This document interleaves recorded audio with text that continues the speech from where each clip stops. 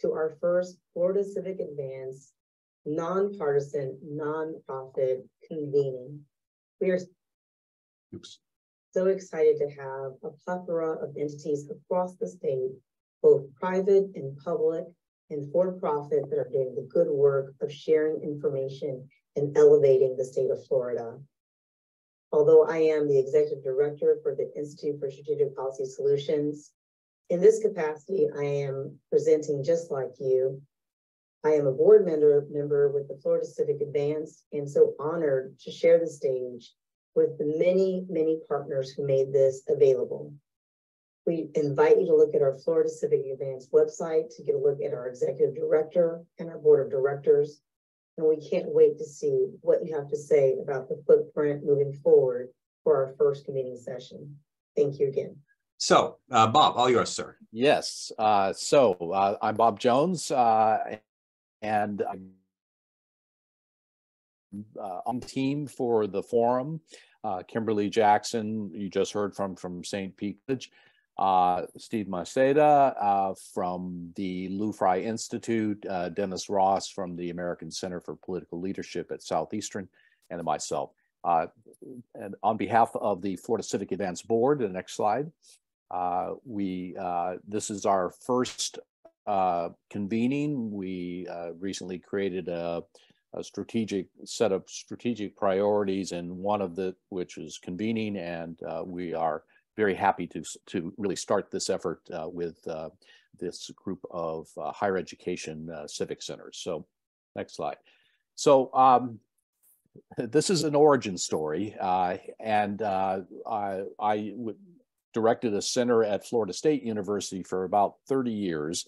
And in 2009, we completed a study of community service in Florida State's university system for the SUS Board of Governors.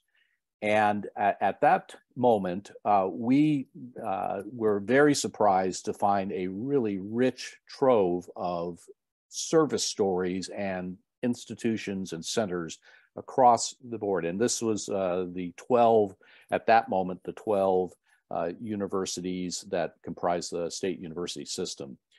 And so I put this quote in here because I think it's true as it was in 2009, more than 10 years ago, and it is true today, and that we think these assets, these centers and efforts in higher education, focusing on various aspects of civic engagement and civic education, are really assets and are worthy of greater attention and support.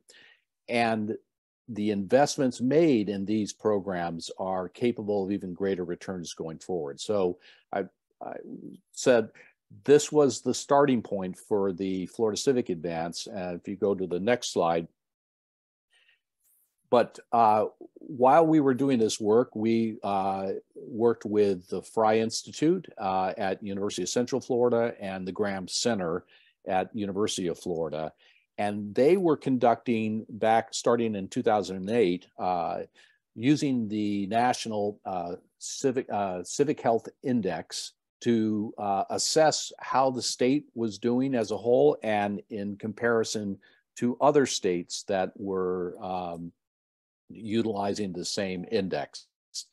And the results were surprising, perhaps, and now as the third largest state, we still rank among the lowest states in terms of civic health. And the Florida Civic Advance really is dedicated to changing that fact. You can see for volunteering, belonging to civic organizations, donating to charity, helping neighbors fix a problem, we're at the wrong end of the spectrum. Next slide. So we started in Florida State University, embedded in the Consensus Center there. And in 2021, we created a nonprofit for a 501c3 and convened a board, which you saw earlier in the slide, and decided that we needed a several-year view of priorities. And one of the first views was to support the civic health measurement in communities, but also to convene and showcase civic excellence. So next slide. So I'm going to turn it over to Dennis Ross, and he will share the forum objectives.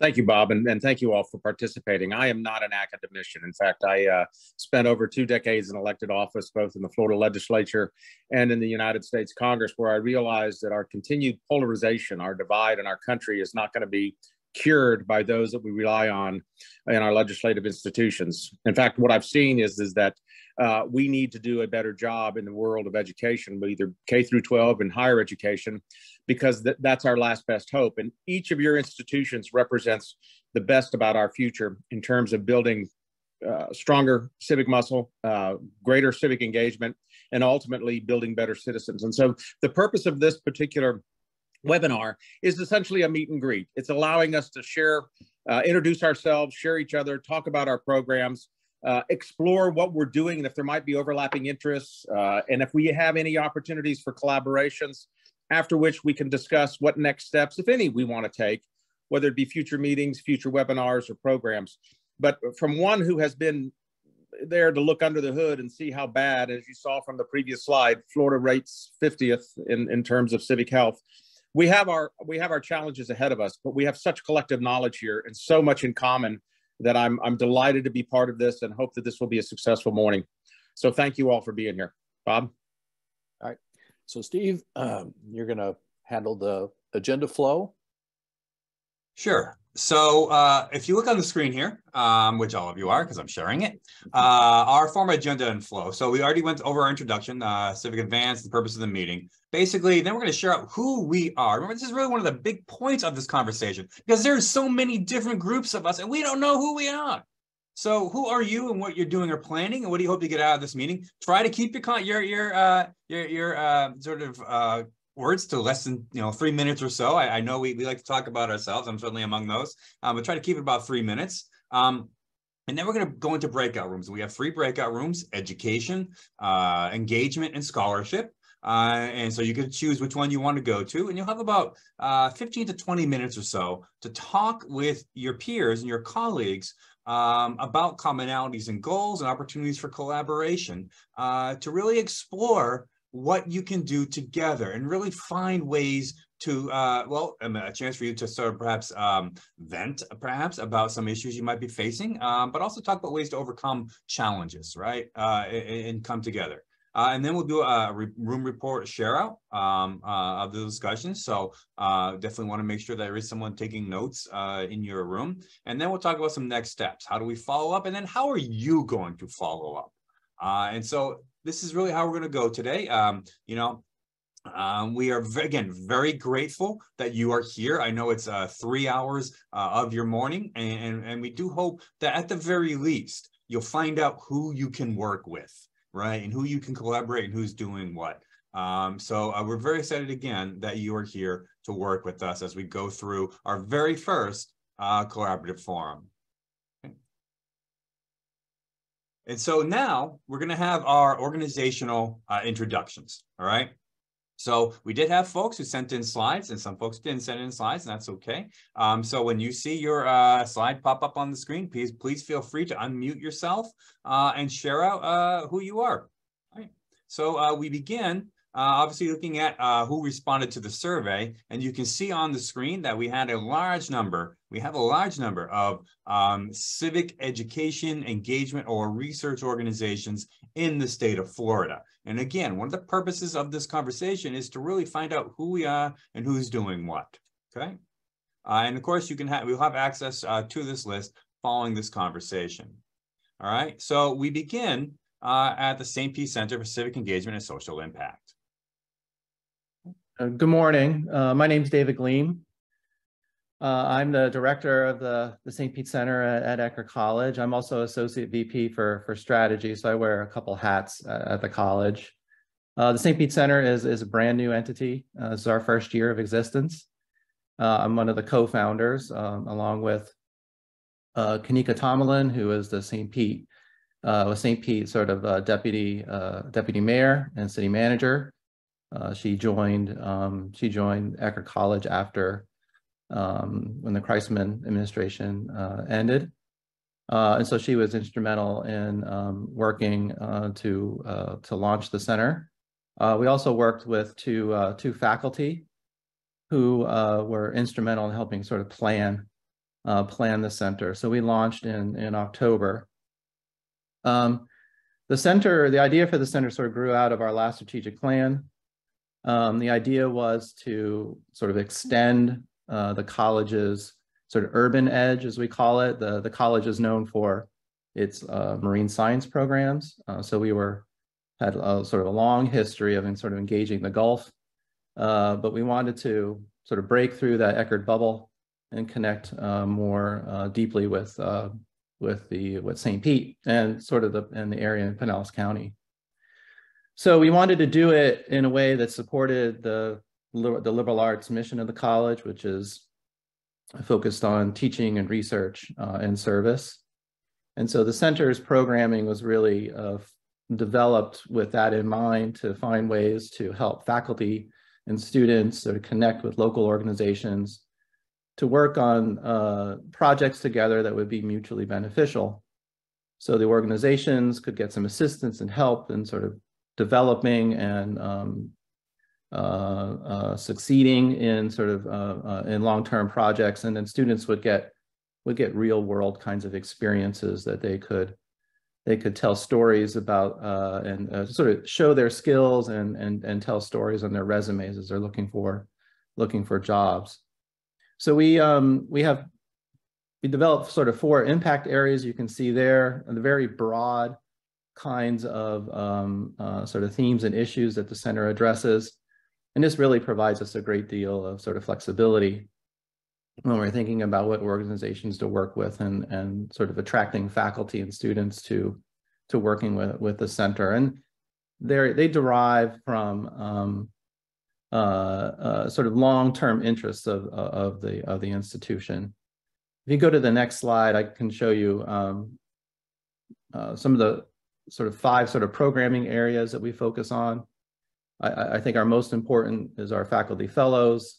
This is a faculty developing projects with local community organizations, and the center supports their work with those organizations.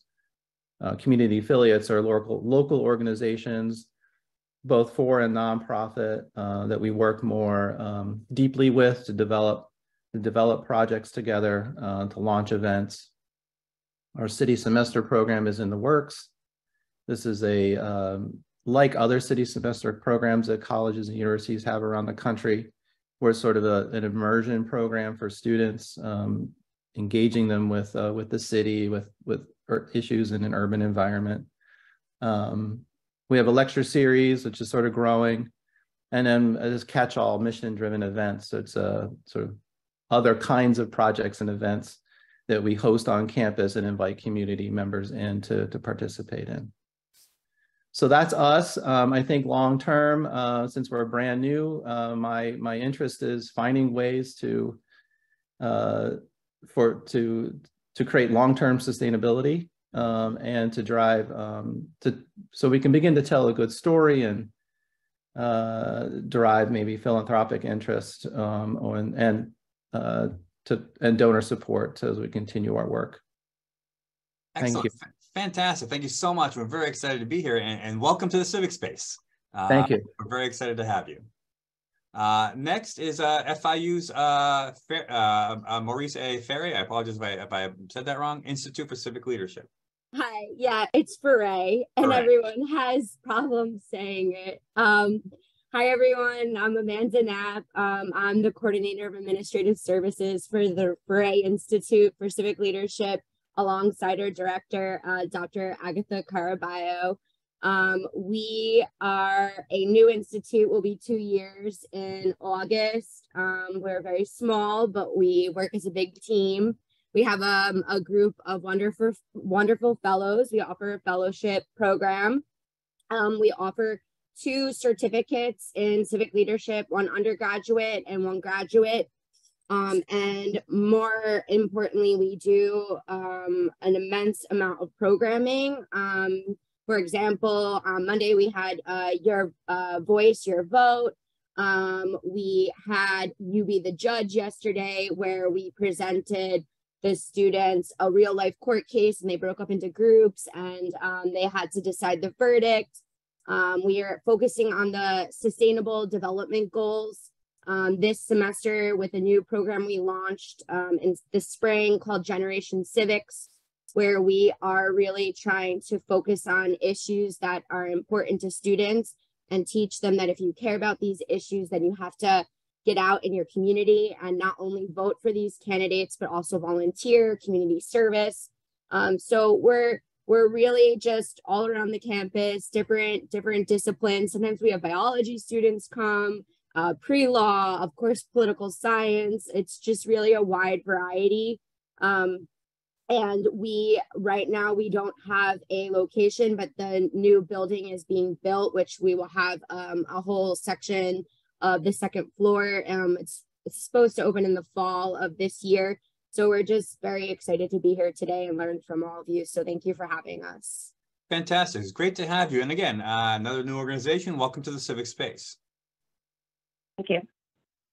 Okay, next we have the Jorge M. Perez Metropolitan Center. And I don't believe there's anyone here from these folks. Bob, are you overly familiar with these folks?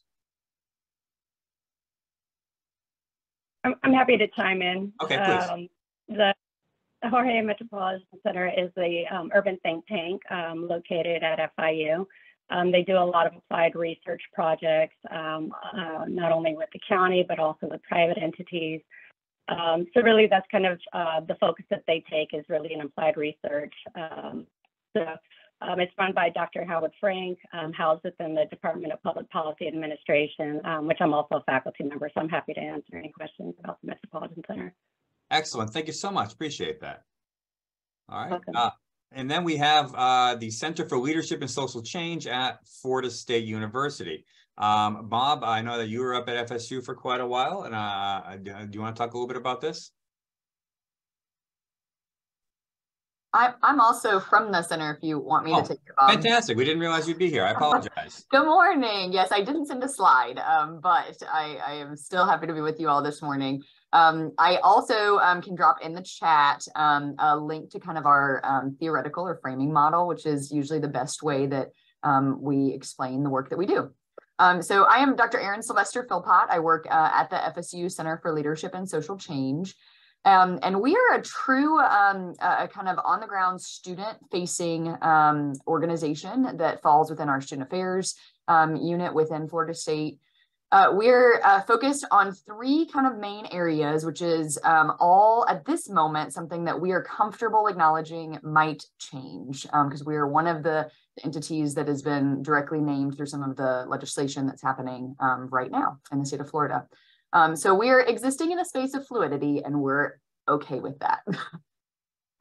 We focus right now primarily on leadership, and that is helping students to gain the skills and capacity to solve adaptive challenges. That is done through coursework, training, workshops, everything from a couple hours to a week long in programming. We focus on identity exploration and helping students to understand themselves in context or relationship with others. And then we focus on community, and that's where a lot of this civic space starts to really get us excited. When we think about community, we're thinking about reciprocal engagement to and with others. And so that can be community service, volunteerism. We we hold the statewide AmeriCorps Vista network here in our office. We also hold the Southeastern region of the United States for Peace Jam, which works with Nobel Peace Prize laureates. And then we have, by being the university that's located in the capital city, we have a really active FSU Votes Coalition that works to engage both students, community members, and our other two major universities, FAMU and TCC, that are both here in Tallahassee. And so the intersection and overlapping of those three kind of areas is where we really find the sweet spot of our work. We do believe that we help students to create social change in whatever way that means for them and whatever social issues matter most to them. And we'll see how much longer we can continue to have that be part of our outward facing work. Thank Thank you very much. I appreciate you again sharing that overview, and I apologize for trying to step on some toes there. But again, we're very grateful that you're here, and look forward to the conversation. Next, we have the Institute of Politics at FSU. I don't believe there's anyone here from the Institute of Politics at FSU. I know that they are also one of those organizations that has been named in legislation as potentially having a new direction. I don't know if there's anyone here who's currently familiar with the Institute of Politics who wants to chat on that.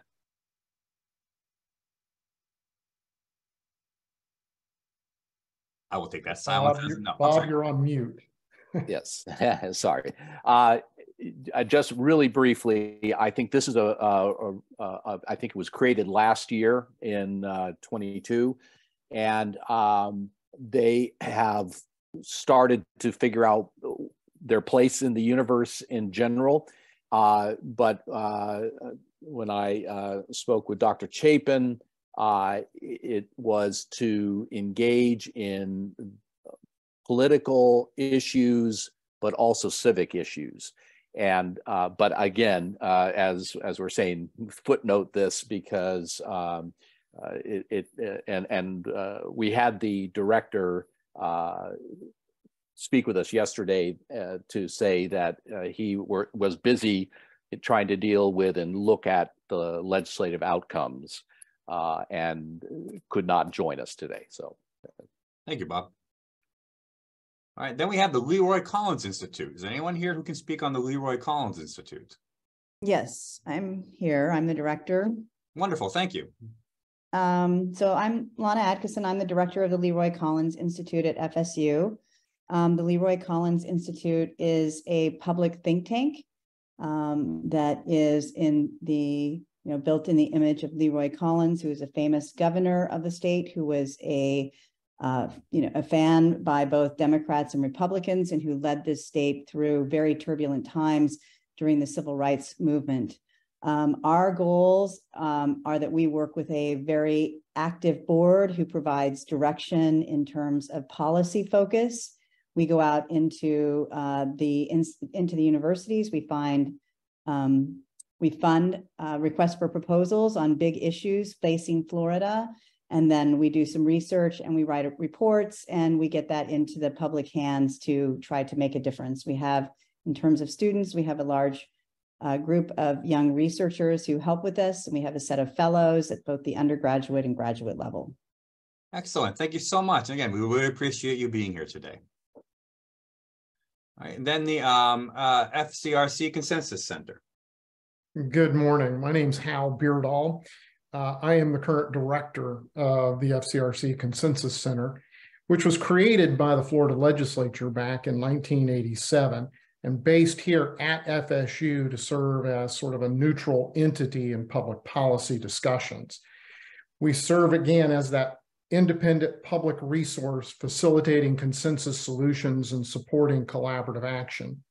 We do that with a wide range of stakeholders, whether they're local, regional, statewide, even federal entities, both public and private, often in combinations with each other, looking at public issues where these entities have overlapping responsibilities and helping them come to a table, work together to find ways to implement their missions more effectively. Brief way to describe it is we remind people how to play nicely together at the table. In a little bit to describe that a little bit better, I'm going to ask my colleague Rafael Montalvo to briefly touch on a few recent examples of our work. You're on mute, Rafael.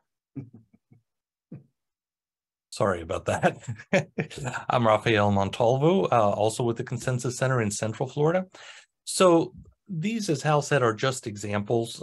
They happen to be largely in the environmental realm at the moment, but we work in lots of different policy realms.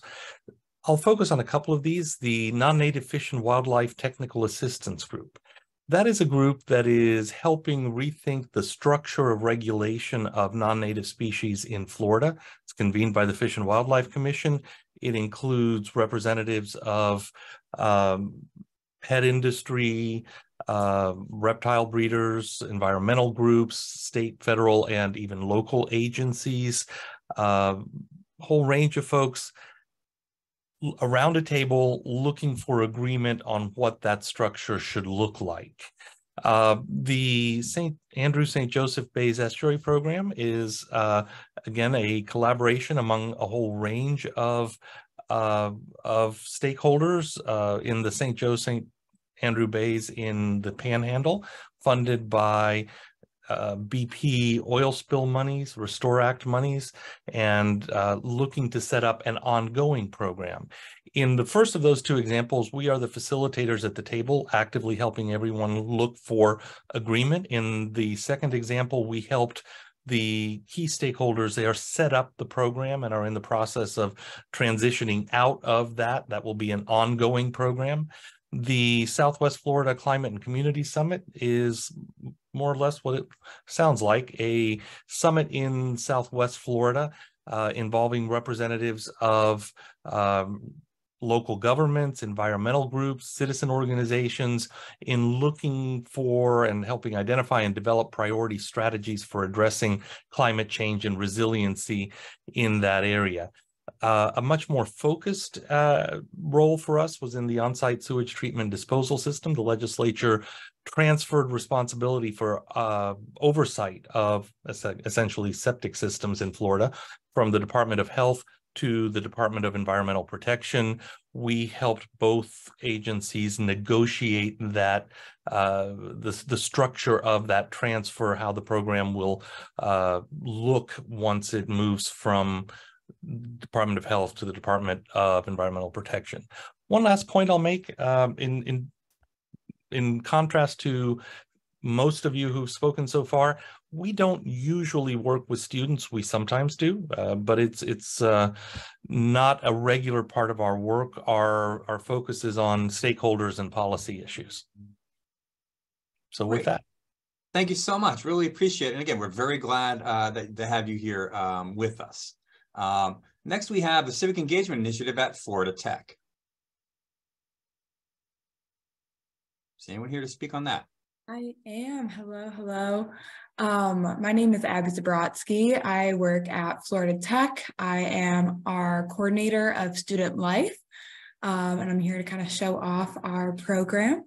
So I'm new in Florida. Today's the 1 month anniversary of me starting this role. So our Florida Tech Civic Engagement Initiative during COVID kind of had a little bit of a lull. We work very closely with students.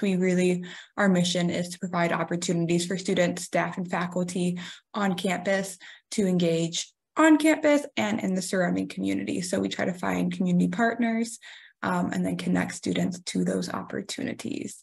Our goal is we really want students to develop the skills and habits of thoughtful and engaged leaders. Experiential learning is a big one. Service learning is a big thing that we're going to try to include more faculty-wide. And we also like to build connections.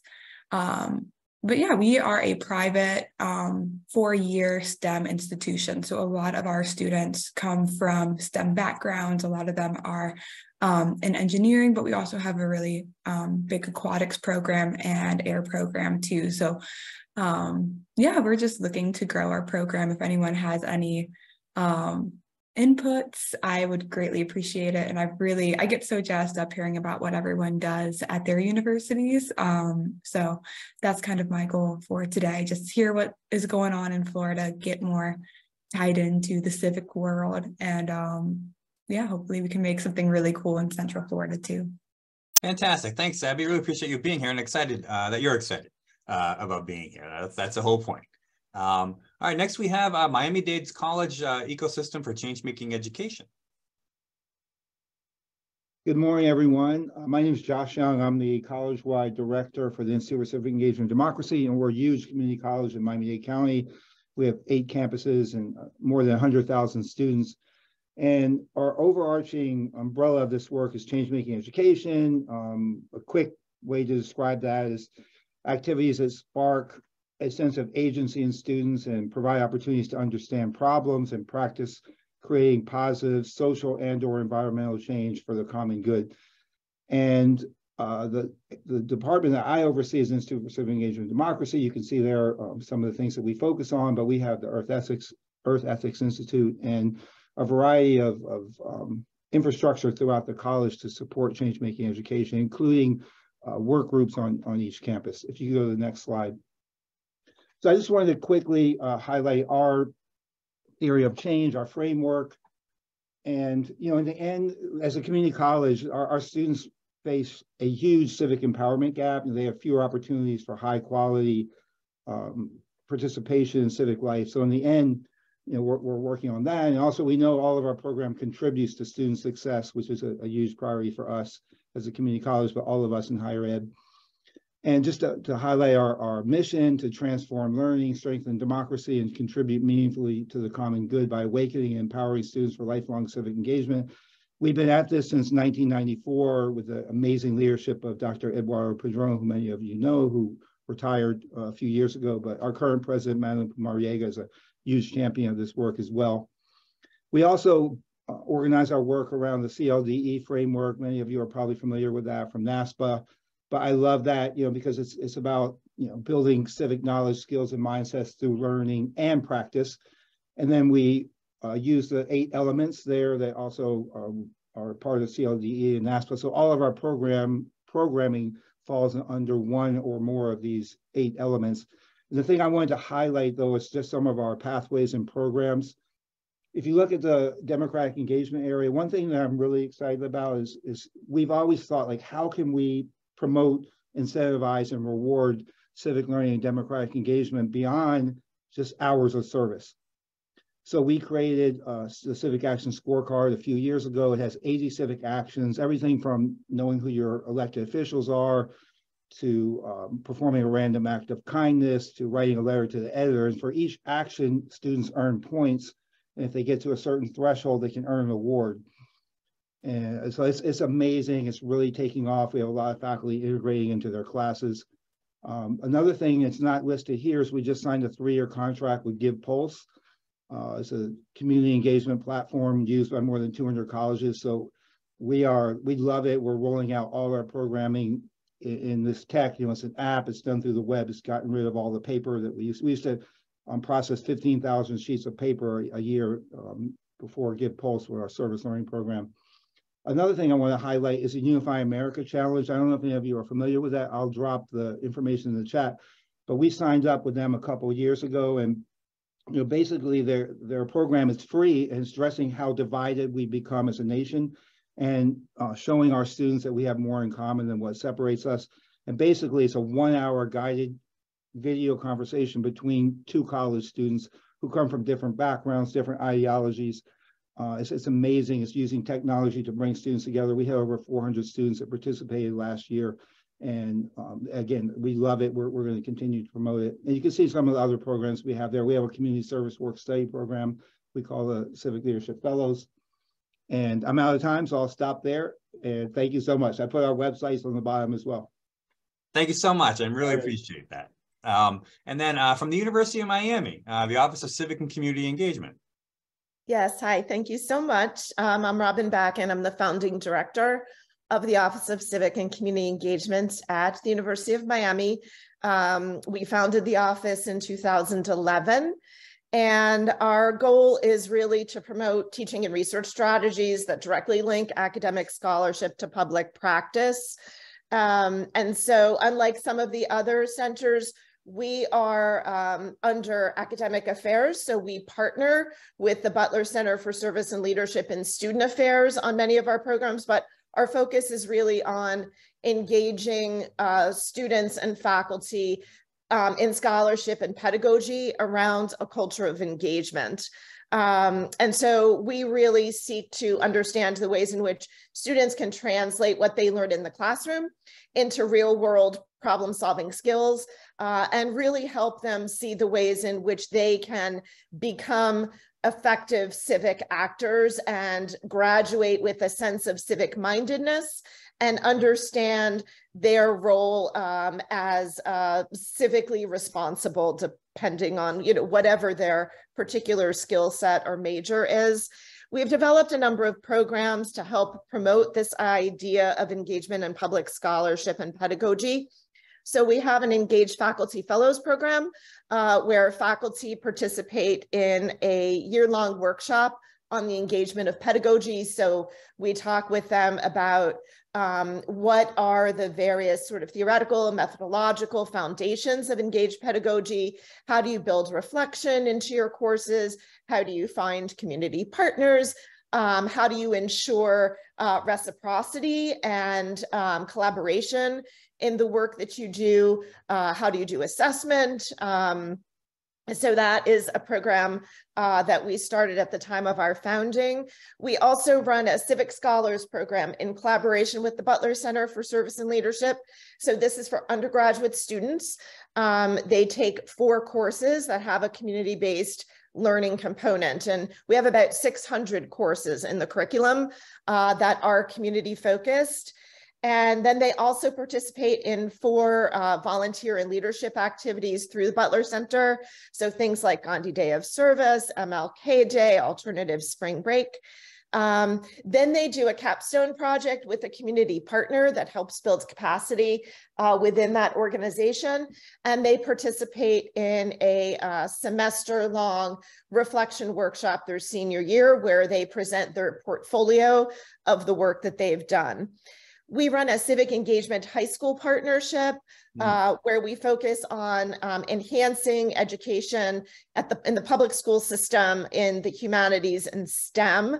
So UM undergrads partner with teachers in STEM, in social studies, and in language arts, and also help build a college-going culture in some of our underperforming high schools in Miami-Dade County.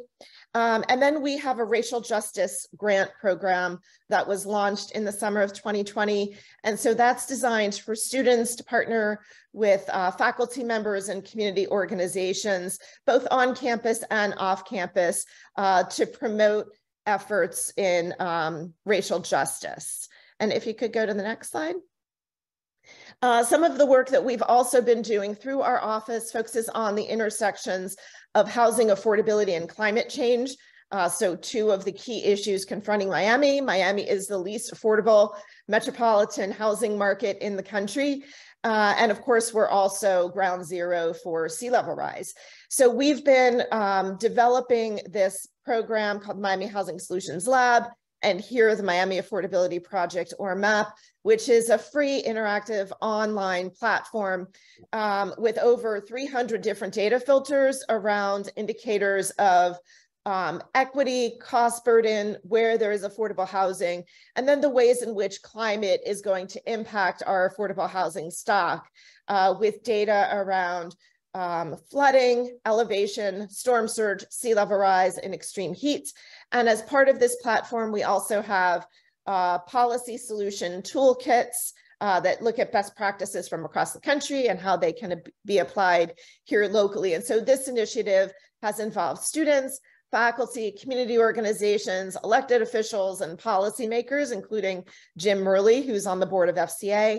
And it's just one of the ways in which we're bringing together a multiplicity of diverse stakeholder groups in order to address pressing social problems. So I'm just going to put our website in the chat, and I'll apologize early because I actually have to leave at 10 to run our task force meeting, but I'm so happy that this event is happening, and I look forward to working with many of you and hearing about future initiatives. So thank you so much.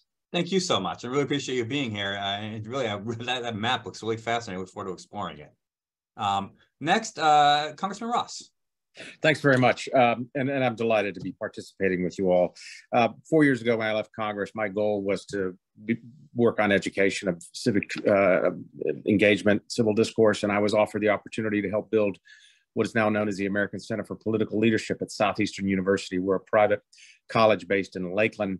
And this has been a blank canvas, but instead of trying to reinvent the wheel, we've been building collaborative relationships. Our focus is more on process than it is on policy. We believe that if we can teach how the infrastructure of process works by which policy moves through it, that we can build better citizens through teaching civil discourse and allowing for resolution of issues of diverse thought. Next slide, please. I can tell you some of the projects we've been working on. We have in the making now a civics assessment tool, which is a one-of-a-kind, kind of like a Myers-Briggs civics assessment of a personality. It has been tested for the last year and a half, over 5,000 participants. We are now in the process of having it in a collaboration with Florida Poly into a web-based application to be used as a tool for building curriculum, for determining a person's where they may be on a spectrum of their civic engagement, community involvement. We've started a speaker series where we bring people to the campus from both sides of the aisle to speak to the students on the importance of civic engagement. We've also been fortunate to collaborate with scholars from University of, or Ball State University and Minnesota Humanities Council to create, under a grant from the Teagle Foundation, to create what's called the Third Way Civics Curriculum. And this is a unique curriculum that uses primary sources only to teach fundamental American history and American civics from the early 1600s all the way to the present, as well as utilizing a methodology that is not a traditional pedagogy. We require the students to read different readings of the period of time before class, and then answer a few questions and meet in subgroups to learn what each other has learned from it. And they start to sharpen their empathetic listening skills, and we meet as a whole group and discuss what each other thought about. And we found it to be very effective. In fact, so much so that the American Association of Colleges and Universities has asked us to present the last 2 years this curriculum program, and we're looking to see it probably expand in Indiana, in Minnesota, and we're now making it a required course for those students at Southeastern who want to receive a degree in political science. We've started an internship program because we believe, as most of you all have already talked about, experiential training is so fundamental. In fact, it's absolutely necessary to make that transition from the classroom into a career program. We've started an essay contest. This is our 3rd year in the local community with the local high schools on civic engagement. It's an incentive-based one with a nice purse at the end of it for the first. Our first year we had 5 participants. Last year we had 20. This year we expect not necessarily double that, but we're seeing a lot more students and more of the schools take interest in that. We've also will be starting in the fall an experiential opportunity for college students from the 4 universities in Polk County, Florida Poly, Southeastern, Florida Southern College, and Polk State College, where these students will be chosen and immersed in a leadership program in the community, because we believe, as most of you all have already pointed out, that community involvement is really what's necessary, that things really start at the community level in order to build these leaders. So we're excited about that. Lastly, I lead a Cornerstone class to DC. We just got back 2 weeks ago, where these students have an opportunity to meet with members of Congress and the members of the Senate on both sides of the aisle, as well as staffers, to learn what it's like to be involved in a career on Capitol Hill. So I'm just excited to be with you all. I will tell you, our biggest advantage has been in collaborative projects. And so I hope I'm able to do some of that with some of y'all. Thank you. Fantastic. Thank you, sir. Appreciate it. And a really good overview. And I've had an opportunity to attend a seminar at the American Center for Political Leadership, and it was simply fantastic. Some of the great civic leaders in the country. Director Jackson, Institute for Strategic Policy Solutions. Hi, good morning. This is just such a pleasure. You know, when we started this, who knew that there were just so many organizations doing similar, really good work around the state. And so I'm just excited. Let me start by saying that. My name is Kimberly Jackson, and I'm a former faculty, and I'm an attorney by trade. And I came into this right before COVID. So I had a new challenge of creating something and reimagining something that already existed. Like the Leroy Collins and Lou Fry and Bob Graham, Congressman Young had a very clear vision for what he wanted the Institute to be.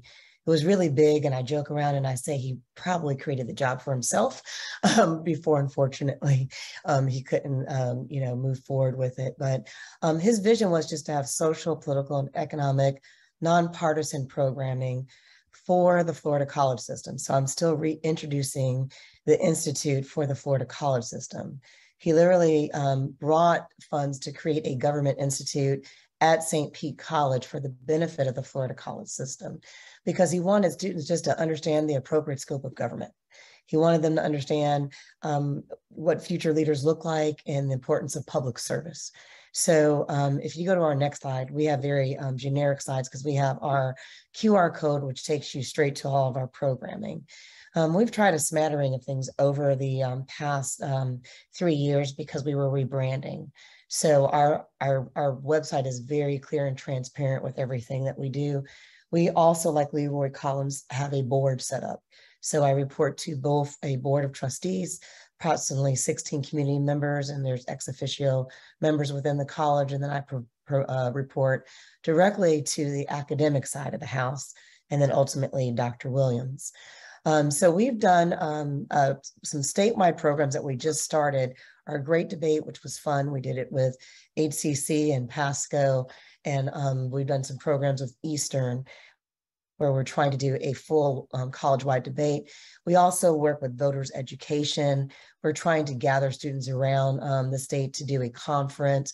But mostly over the past 3 years, because of COVID, we've been micro-focused on bringing our personal Pinellas congressional delegation, and then of course, Gus Bilirakis and Charlie Crist and everyone who is in Pinellas or near Pinellas to lend their expertise to sort of rebrand and educate people about issues on those topics of social, political, and economic. So if you go to our website, you'll see all of our past events. Our events are digitized for the public. They have closed caption. We're very proud to work with and partner with any faculty and students in particular who want to learn more about what we do. And we're still growing in that vein. On this conference along with me, I have 2 young people, one student, both of the university and the college system, and our college in particular, and that is our statewide coordinator and my associate director. So that's Sam Jenkins and Aaron Bryce, they're on as well. So we look forward to the breakout centers, but we are very open to collaborating in any way where we see needs. I've been jotting down notes between the various institutions, and I think there's a lot of crossover of what we're all trying to accomplish, which is basically educating young citizens to be good citizens and engaged. And I wanted to speak directly to, I believe it was U of M Office of Civic and your Civic office. We have one of those as well. So we'll be happy to connect you with our faculty lead at our college. So thank you. Fantastic. Thanks so much. And again, thanks for your leadership on this, your leadership also with Florida Civic Advance and making today happen as well. And we're very grateful that you're here and for your work. Next, we have the Center for Community-Based Learning from UNF. Is anyone here able to speak to that? Yep, I'm here. So hi, everyone. My name is Justin Sipes. I'm the director with the Center for Community-Based Learning. And then on this first slide, you can also see the contact information for our co-curricular community engagement coordinator, Susan Trudeau, who leads a lot of the civic engagement opportunities on our campus. And the rest of the slide is some of our contact information, different programs and things that we run. With the center, our vision is for all UNF students to have a high quality community engaged experience, and that for all Ospreys to be civically engaged. And our mission and how we implement that is we provide professional development training, services, and opportunities for Ospreys to engage the community and for civic participation. UNF has been a Carnegie elective, has the Carnegie elective classification for community engagement. We received it in 2010. We got it again in 2020. With the pandemic, community engagement became difficult. So we started to pivot more into that civic engagement space, which is a space that the UNF typically had not occupied. Recently, we received the All-In Challenge Highly Established Action Plan. We joined the NSOLV National Study of Leadership, Voting and Engagement, and were recently deemed a voter-friendly campus for 23-24. So in a very short time, we've made a lot of progress in the space, but are still actively growing. As you can see on this current slide, programming development and support, professional development programs, most of our programs are geared towards faculty and staff with regards to professional development and training. We have 3 signature programs that we offer: our Community Scholars Program, a Community Engagement Research Fellows Program, and then a Community Engagement Enhancement Program. Those are all learning community style programs for, again, faculty and staff. For civic education and volunteering, we have student assistants in our space called Osprey Community Ambassadors, and they provide help with programming around Constitution Week, MLK Day of Service, typical volunteering events that you will see. And they've been doing a lot of work in that civic education space recently as well. Community partnership development, we'll assist faculty and staff in identifying new community partners and helping them establish those relationships. And then once we get them to a place where they feel comfortable, we let them take it whatever way they need to for the courses. But we help them with those initial phases and then the logistics and paperwork of that at the institution. For assessment and evaluation, we provide 2 resources for faculty. We do a university-wide assessment for community-based transformational learning. So if courses are community engaged in nature, they can opt in to participating in this process where we will help them rate student artifacts on AAC and U values rubrics, and then provide them feedback on the courses and how they can improve those courses. And then we also run a ongoing research study on community-based learning attitudes is also centered out of our office. The last 2 items there, Osprey Impact and Osprey Vote. So these are both online platforms that we run through the center. Osprey Impact is built off the GivePulse platform.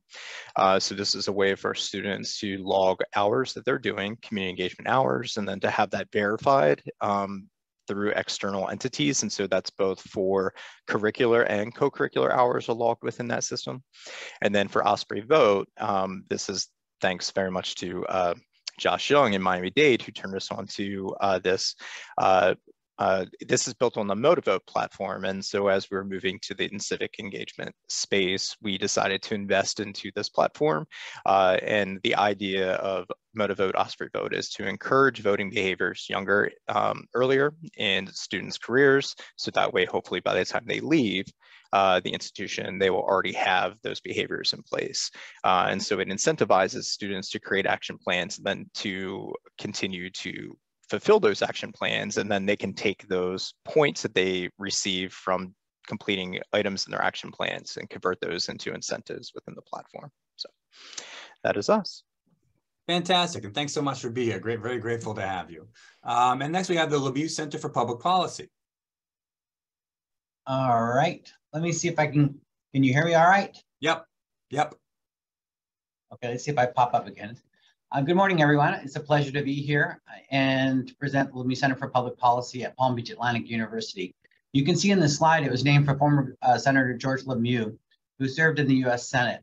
At the end of his time in the U.S. Senate, he spoke with the then president about the possibility of developing a public policy center at Palm Beach Atlantic that would focus on what he called civic discourse. Since then, we've been able to develop the mission statement and focus on space for reasoned, thoughtful, and civil discourse on pressing public policy issues, particularly in Florida, but not solely in Florida. The programming, next slide. Thank you. We have several programming elements which mark the center. One is we have the Friedheim Fellows named for Cyrus and Mitzi Friedheim, who have sponsored having 2 undergraduate students per year work on a public policy issue. It's very competitive. The students have to apply. They have to go through an interview process. They work with Senator Lemieux and a selected faculty member who has expertise in that field. They then present their report a year later to a large gathering at the university. We also have, I think probably one of our flagship programs is the speaker series, where every year we bring outstanding individuals to speak on into issues of public policy. We had Florida Governor Ron DeSantis recently. We also had British Prime Minister Tony Blair, Deborah Birx, the former White House coronavirus response coordinator, and others. So these, we also have speakers who are not listed here, who aren't kind of the marquee speakers, so to speak. But we have regular programming with individuals who can foster civil discourse on contentious areas. We also have the Quill, which you can see below on your screen. We recently celebrated our 10th anniversary of the center. So we had a special event, a special Quill, discussing kind of where we've been over the past 10 years. The Quill podcast, I also have a Quill podcast. You can see a little logo in there where we have individuals who come and we speak. Many times we'll do a podcast as a follow-up to our major speakers. Sometimes we just bring individuals in who can speak into certain topics, and we can also do it by phone. So we have other areas of civic engagement. Again, our goal is to provide opportunities for Palm Beach Atlantic University students to inculcate those habits of civic engagement, particularly on contentious issues, and also position PBA to reach farther out from West Palm Beach to engage in national issues and Florida state issues. Thanks so much for your time. Fantastic. Thanks so much again for being here. We really appreciate it. Next, we have our dear friends, Polk State College Civics Career Academies, and we got Catherine and Kyle. Hi, good morning. Thank you so much for the opportunity to be here and to speak to everyone today. My name is Catherine Goebel-Smith. I am the Director of Civics Career Academies at Polk State College. I also have with me the coordinator for Civics Career Academies and the Career Pathways for Public Service Initiative, Kyle Ryan. So there you can see both of us in our emails should you wish to reach out to us after this. So the Career Pathways and Public Service Initiative is part of the Greater Civic Literacy Excellence Initiative launched by the governor in July of 2021. So our goal is to create a stackable pathway for students to work in the public and nonprofit sector. And we're really establishing a first of its kind program by creating career academies in high school that combine civics with workforce education. Next slide, please. So Polk State College received $6.5 million and is distributing a portion of that grant to 2 subrecipients. So we are working with Broward College and Florida State College at Jacksonville as well. We have been working very closely with Dr. Maceda and Dr. Fine at the Lou Fry Institute at UCF to develop the curriculum for those new Civics Career Academies. And the academies will be launched in August of this year, follow a cohort approach. So we have 4 courses in our series: Public Service Leadership, Public Service Careers and Communication, Public Service Project Management and Experiential Learning, and Public Service Research Seminar. So we heard others talking about the importance of experiential learning. So you do see that that is built into our coursework. But also what we're trying to do here is something unique in that we're trying to combine workforce education in that civic space. So you'll see that we have the project management industry certification built into our coursework as well. So right now we have 24 schools across 4 districts that are signed up to launch these civics career academies. And, you know, when it came to getting schools on board, you know, we talked to them about a variety of opportunities for them and for their students. So there are acceleration points available for schools via industry certification. So that was attractive to schools. Potential college credit for students because that industry certification is a gold standard transfer. Additionally, we have the option of doing AP research as part of the research seminar. So that's potential college credit for students as well. As far as continuity and sustainability, the PMI Project Management Ready certification that is built into our coursework is on the CAPE funding list. So that was attractive to schools as well. We have been working in Polk County by creating partnerships with our municipalities, specifically Lakeland and Winter Haven. You know, we're creating civic-minded and civically engaged students and also preparing students to enter the workforce. You can see some of the careers that we're hoping our academies will help prepare students to enter. And then you can see some of the things that we've already accomplished in the past little less than a year. So we've been working again, as I said, with Lou Fry to create that curriculum framework. We have civic leadership academies that will be launching this summer, and we're super excited about these because they're designed for middle school students and really creating a pipeline to our high school career academies. And we have over 200 students that will be attending our Civic Leadership Academies this summer, and we'll have them on both the Lakeland and Winter Haven campus. And we've recruited a wide range of speakers to come and talk to our students, from the Polk County Sheriff's Office to our mayors of Winter Haven and Lakeland, to the superintendent of Polk County Schools. And we even have a congressman, U.S. congressman from Polk County, that's going to come, and we're so excited about that. So we also have professional learning trips for both students and teachers planned for this summer and early fall. And we have scholarships for students to attend leadership programs. And we've also been presenting at a wide range of conferences for both social studies and CTE across the state. And we have some coming up in the fall that are national conferences, so that we can, explore this model further and really show off what we're doing here at Polk State College. So we're super excited. And again, thank you so much for having us here today. Fantastic. Thank you, Catherine. We appreciate the opportunity to work with you as well. Next, we have Rollins College. Is anyone here from Rollins College? Center for Community Engagement.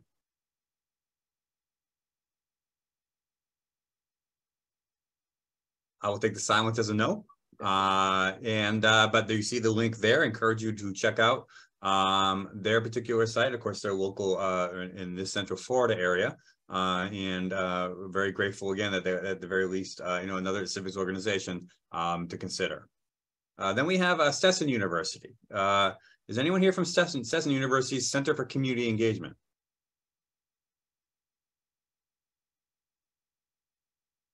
All right, again, silence. So we see Stetson's link there. Encourage you again, check out what's existing as Stetson and the role to play, again, in the importance of civics within the community. Then you have Lou Fry Institute and the Florida Joint Center for Citizenship. That's us, me. So obviously I'm Steve Maceda. I'm the director of LFI and FJCC. Now, FJCC is actually a collaboration between the Lou Fry Institute and the Bob Graham Center over at UF.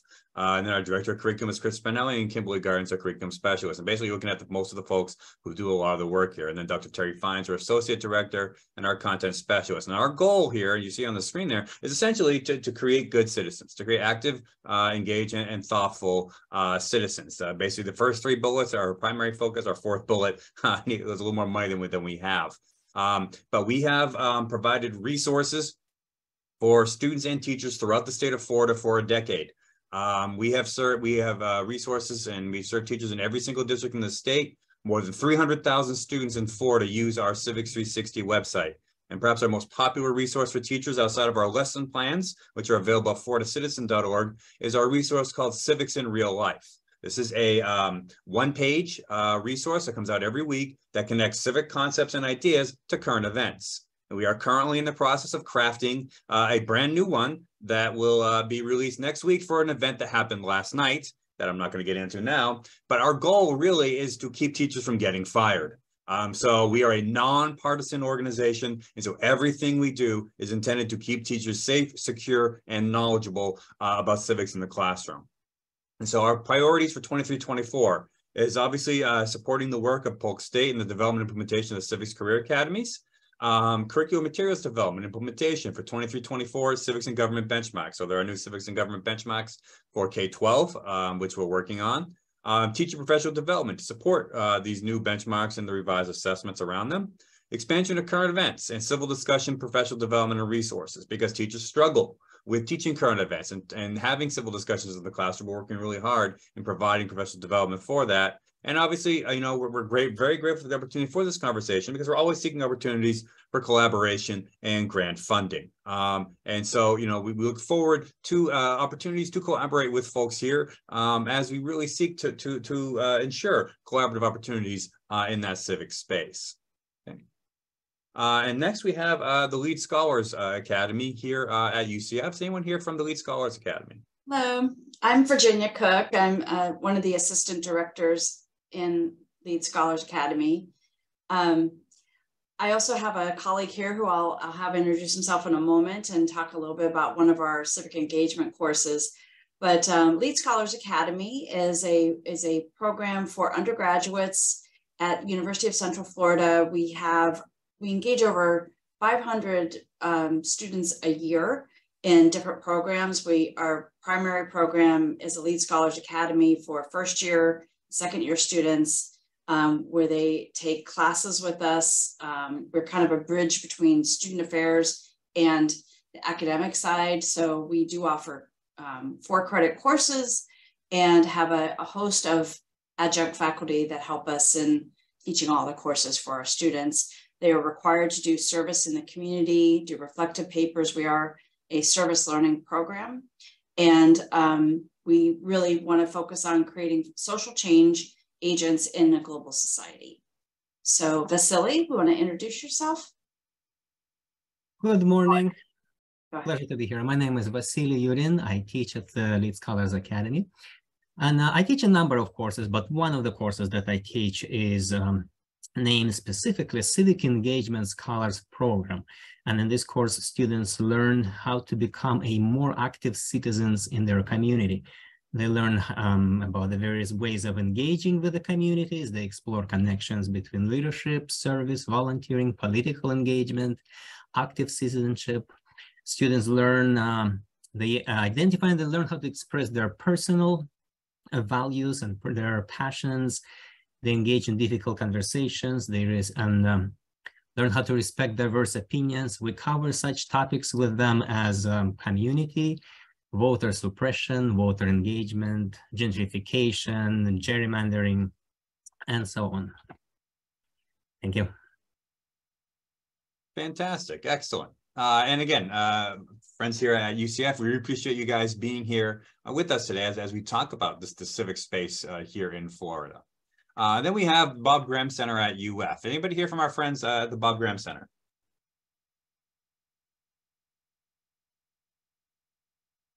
Take that as a no. So the Bob Graham Center, of course, at UF is primarily focused on higher ed, community civic engagement. They are, of course, a partner of ours in the Florida Joint Center for Citizenship.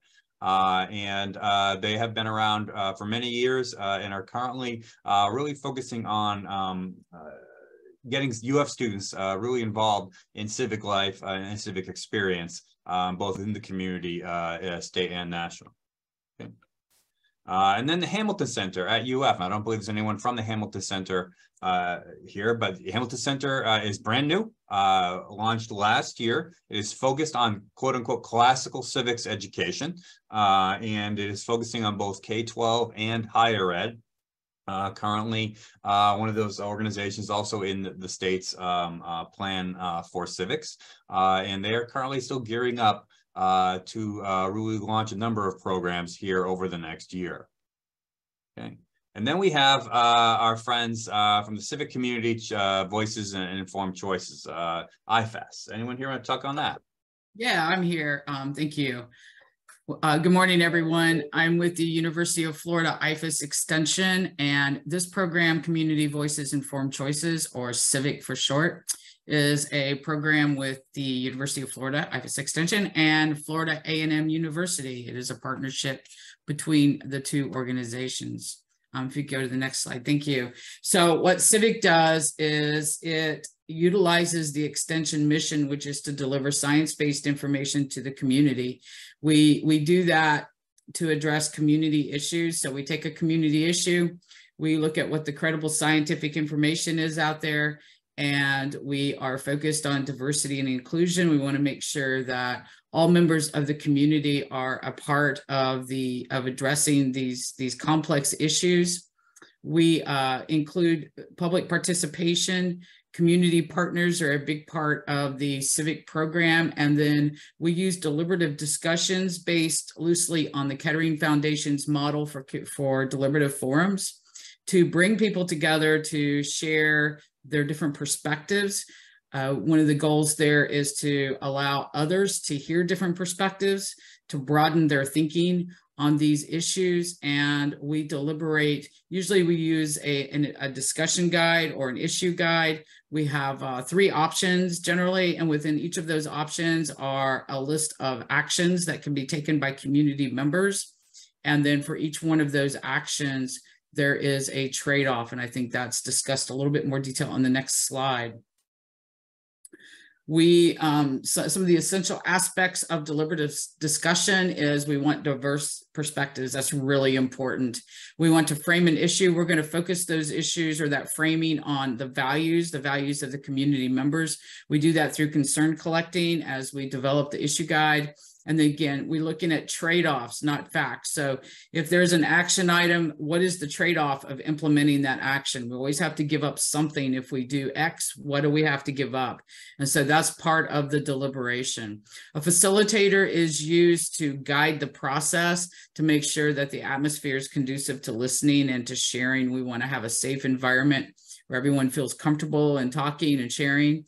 We want to keep the options and surfaces values. In other words, we keep to the options and surfaces values.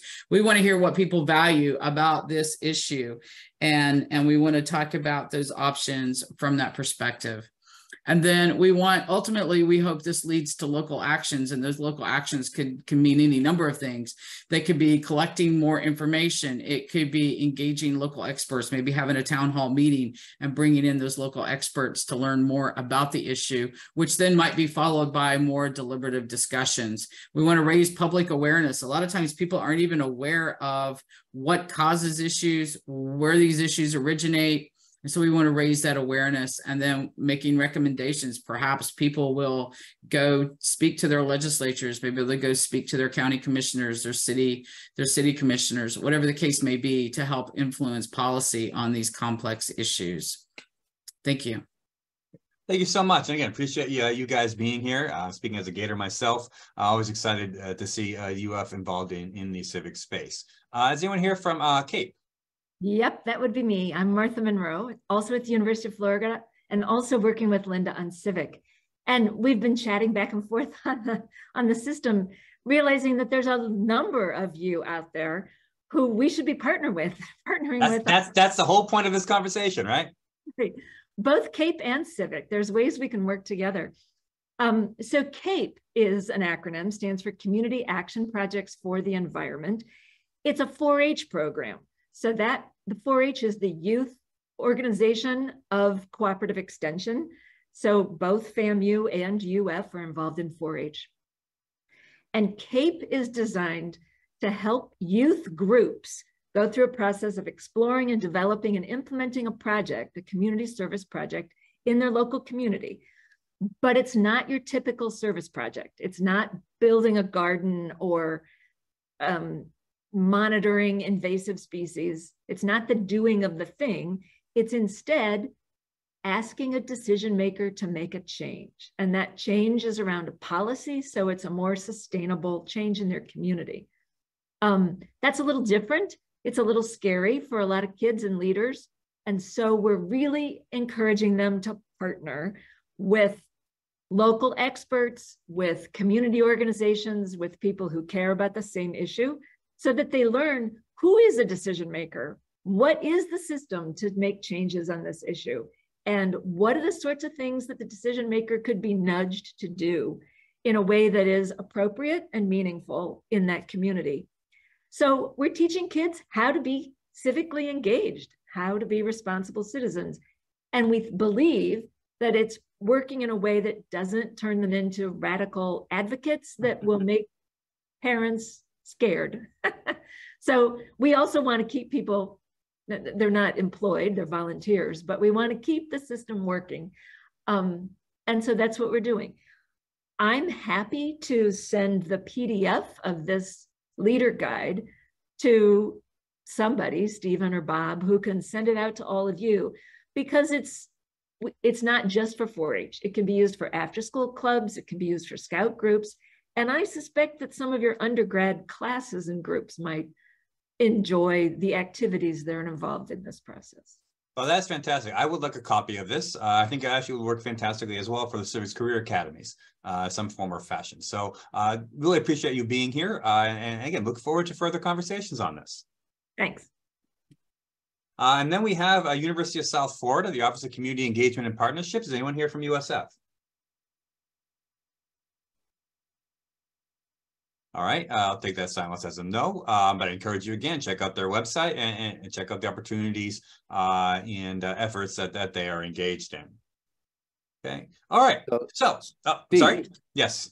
One more. I'm going to ask Dennis Ross to introduce Chief Justice Lewis and his program. And unfortunately, we didn't get a slide in here for that. Dennis? Got it, Bob, and thank you very much. And I'm absolutely privileged to introduce my friend, former Chief Justice and the Supreme Court Justice for over 20 years, Fred Lewis, who has returned to his alma mater at Florida Southern College and has, as a eminent professor of law and letters, and is also the founder of the Justice Teaching Center for Civic Learning, which has been a tremendous program in this community and especially at Florida Southern College. And Justice Lewis, if you have a few minutes, I'd love for you to tell us about what your program's doing and how things are progressing.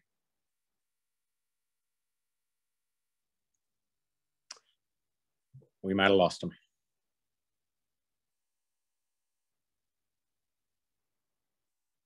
Well, I'm glad he was on. He was with us at the beginning. So yes. I know he has class today, so he might have had to go to that. But I'm delighted that he would consider participating, especially on behalf of his institution and his wealth of experience in the political process, especially in the judiciary. So thank you. Yeah, thanks so much, Steve. We'll add a slide in the final version of the PowerPoint on that program at Southeastern. Okay. Fantastic. All right, my friends. Well, is there anyone else here that we did not include, and we apologize for that, that wants to talk about their work or their organization?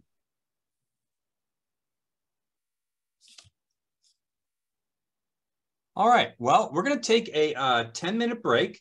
So we'll be back at 10:30. And when we come back, we're going to look at 5 key questions for the breakout rooms. What are your commonalities and goals? What are your challenges? What are opportunities for collaboration? What would you like to see happen next? And what are you willing to do to make it happen? And of course, we have 3 breakout rooms: civic education, civic scholarship and research, and civic and community engagement. So you get to choose whichever room you want to go to, and we'll open up those rooms when we come back from break. So I'm going to go ahead and stop sharing my screen. It is now 10:20. If you'll please come back at 10:30, we'll go ahead and move into the breakout rooms. Looks like we have folks back from our breakout rooms. We do hope you found the conversation engaging and enlightening. Looks like most folks went into community engagement, which is understandable since that seems to be the vast majority of folks here. But we're going to ask you to please go ahead and share out your sort of room reports for a few minutes. And let's start with civic education. And Kimberly, would you mind sort of giving the overview there? Absolutely, absolutely. So we had a small group, which was nice, but we got to speak with Vasily, Catherine, and Kyle on what their footprint is. And Vasily is very more specifically educational zoned on capstone and leadership programs within the context of helping emerging leaders and giving them skill set and certifications for their next steps. And whereas Catherine and Kyle are focused on workforce opportunities and that alignment with the K through 12 system. And then Stephen, of course, is a resource at the same space with Vasily. I hope I'm saying that right. And then, of course, the Institute is separately at SPC. We are all nonpartisan, which was good to know. Stephen and I report to a board, and we talked about the fact that we have challenges in terms of reimagining when you're connected to a high thought leader, how the organization's evolved, and then how you have to change the makeup of your board and some of the challenges with that. And then, but we really talked about the importance of why everyone was happy to be here.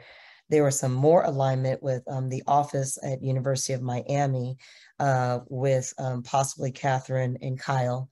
And I think Vasily also thought about a different way he could reimagine aligning with colleges and universities.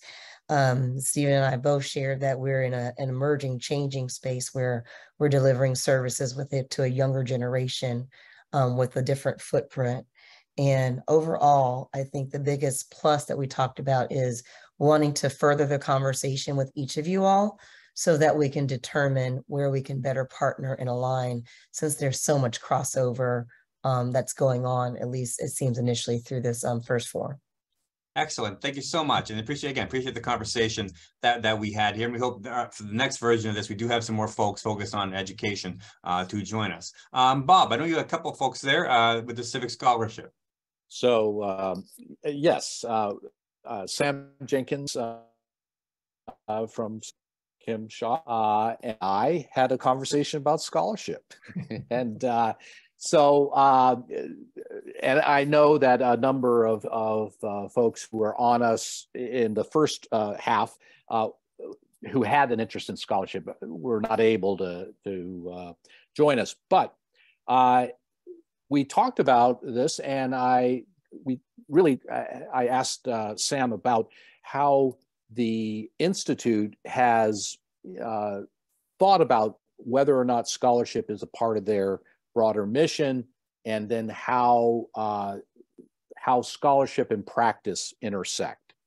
Practice in terms of on policy matters or civic matters, or both. And so I think one of the things we discussed is the University of Miami presented this, really high-end version of student scholarship and engagement with the community. And last week, we talked briefly about a webinar that the Florida Civic Advance did with Robin Backen and Jim Murley, the Chief Resiliency Officers for Miami-Dade, and a student, a recently graduated student, to think about how scholarship and practice intersect and could meet. And the ecology in Miami is it's a wonderful moment where you have Miami-Dade College, the University of Miami, you have Florida International University, and they have worked really effectively together in this broader system to connect scholarship with practice, and using in Miami has led the way in terms of using student scholarship. And one of the things we talked about, the challenges, is I understand that the University of Miami has been able to develop a revenue source through corporate foundations and other foundations that have been enabled them to do the work in the community with the student scholars, et cetera. So one of the challenges presented for scholarship is in the context of the university is where can you, and how can you receive funding in a center that is not focused on scholarship.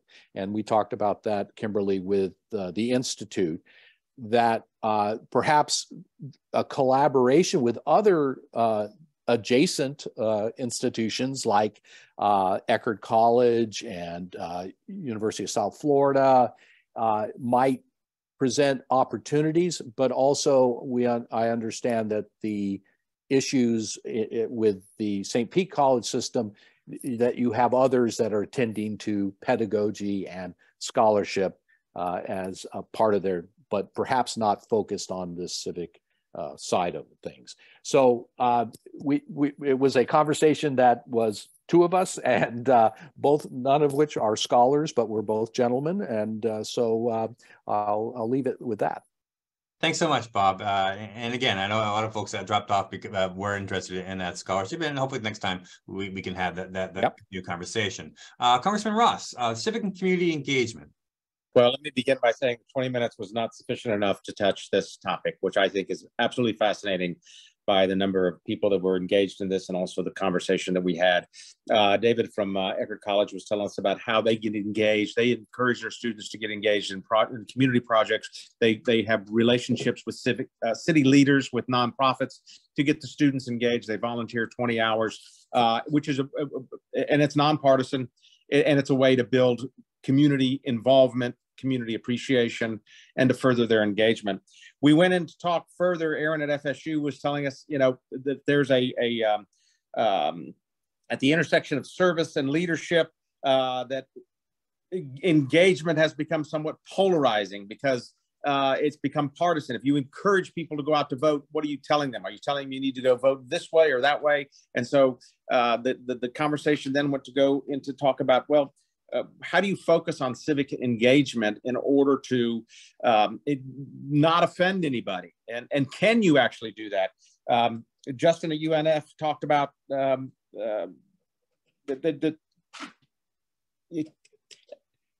it's hard to be perceived as being nonpartisan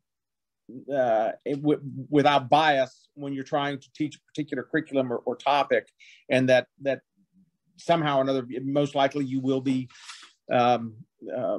accused of being that bias, and therefore maybe we just don't go down the civic engagement route. And then you've also got pressures. You've got political pressures. You've got the governor's office. You've got the legislature telling you what you can and can't teach and how you can go about teaching it. One of the things that Hal at the Consensus Center said, because they don't deal directly with students, they deal with people at the table that want to be there, that he says willing to be heard. And in order to be willing to be heard, you have to be willing to listen, which leads me and us to suggest then that you have to have willing people at the table to want to get engaged, and then you should have ground rules. I loved what Josh from Miami-Dade said about the Unify America Challenge and how impactful that is on the students. They take this 60-second survey, and then they get partnered with somebody of diverse differences, political differences, them, and they spend an hour in a chat together, and they end up realizing how much more they have in common than they have in difference. And Lloyd from Palm Beach Atlantic even said, that he sees students, even though they're private, they're not worried so much about the political ramifications and regulatory ramifications as a private institution, but he sees that the students are afraid to engage because they want to get along and they don't want to offend somebody or be offended. And to overcome that, one of the things he did was talk about their speaker series. And the speaker series they have allows the students to anonymously submit questions that then can be answered without the students being, plucked out to say, oh, you must be this or that. So, but I think where we are here is that we all strive to increase and enhance civic engagement. But how is the process? How do we structure that? Well, one, we have to have willing participants. Two, we have to have ground rules. And then three, what is our intended outcome? Is our intended outcome to convince the other person, or is our intended outcome to build the relationship so that eventually we can reach the outcome? So, I mean, we could talk about this for a lot. I was fascinated by it, and I'm grateful that I was able to participate in that. All these years doing Zoom, and I still stay muted. Fantastic. Thank you, Dennis, for that overview. And again, I apologize for the short time, but that's the purpose of these conversations, is to make those connections and see what we can do and see what we have in common. And hopefully we were coming away from today with some ideas for the future. All right. And so let's talk about the future. And Bob, I'm going to turn it over to you here. Okay. So I'll just comment on Dennis's report and that group discussion. Dennis, you had talked about your approach at Southeastern and your center to thinking and focusing on process versus policy, and sort of the process of how we engage in deliberative conversations that can be challenging, but it's a habit that it's necessary to engage with and teach and inculcate in students that are going to go out in the world as citizens and make the world a better place. So I wanted to kind of cue into that because I think we heard a lot of programs who are working on policy, and we heard a lot of programs that are working on process issues and the like in terms of trying to get students engaged, thinking deliberatively, and in kind of a civil habit or a civil habit of conversation. So one of the things I'll just mention at the outset here for the conversations about next steps in closing, that the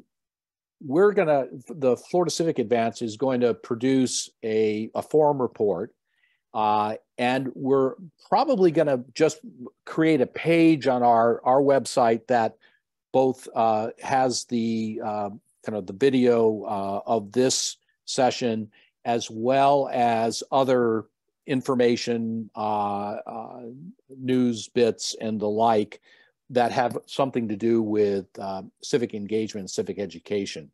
And when we decided to convene this effort in the fall of 22, our sense was, we think it's a really important thing to do the meet and greet, and we're hoping that this could potentially result in people seeing opportunities for partnering and collaboration amongst the different centers. We witnessed today, this morning, a really broad range of areas, of focus areas and centers, et cetera, doing really important work, but really diverse approaches that have been taken, some very oriented towards practice, some very oriented towards curriculum, and with students and faculty at the center of the situation. So we had no, we thought, let's have the conversation and let's see where it goes. And so that I'm just offering to say that the Florida Civic Advance will happily try and facilitate the conversation going forward, but only if the conversation is one that's of value to these centers around the state in the different systems. So that's probably enough for me on the front end of this conversation to say we'll try and capture this and document it and provide a space for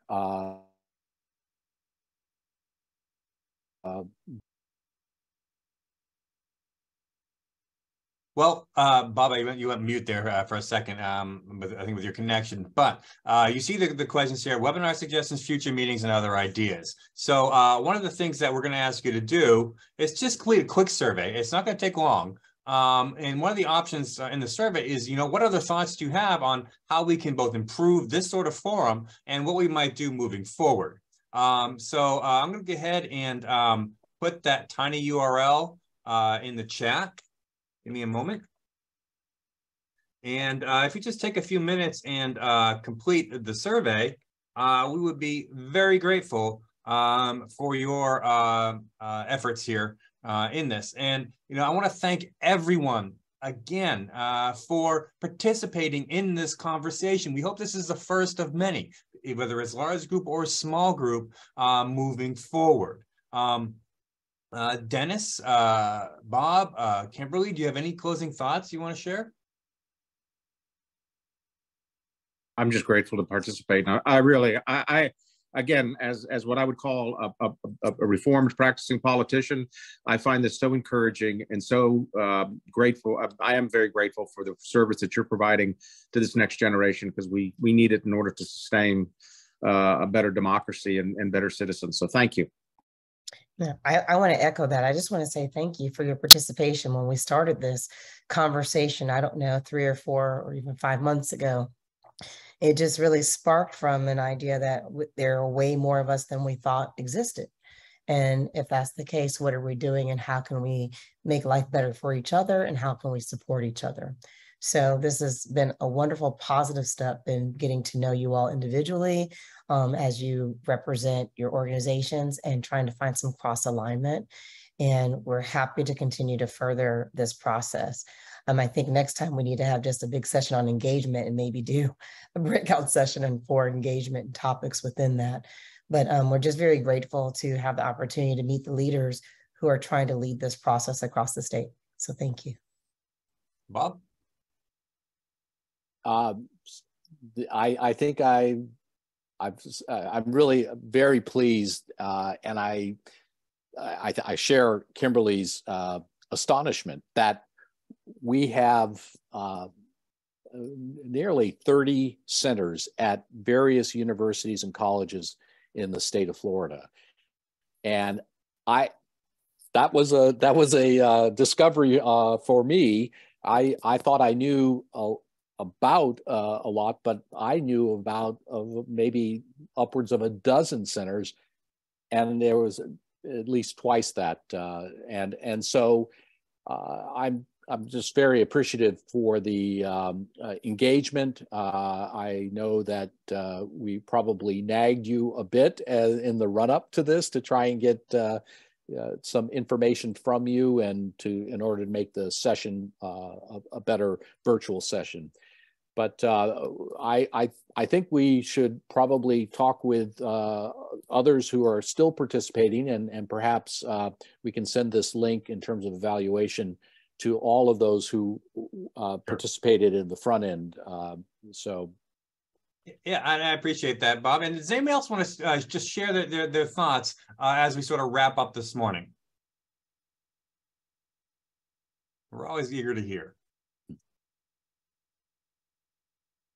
This is Josh Young from Miami College. I think when Florida Campus Compact shut down, it left a big void for doing this work and building collaboration and sharing throughout the state. And there was a group led by Laura Atkins from Jacksonville, Meredith Heim from Rollins. I know Kevin Winchell from Stetson, Savannah Jane Griffin from Stetson. This is a year and a half or so ago. They started convening us monthly or quarterly. And I was just looking, I have a list of all the people that were part of that. And some of them have left, but I'm going to share that with you all. Right. But it was very helpful, and we were making some good progress, but it just, for whatever reason, it lost steam. But it's much needed, and maybe this group can fill that void. I hope so. I hope so. I appreciate that. Other thoughts before we wrap up?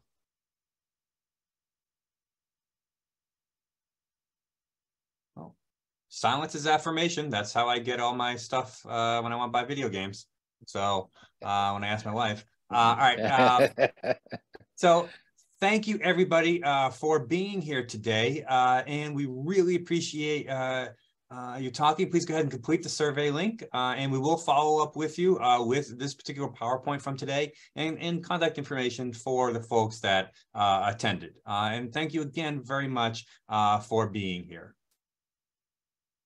Thank you, everybody.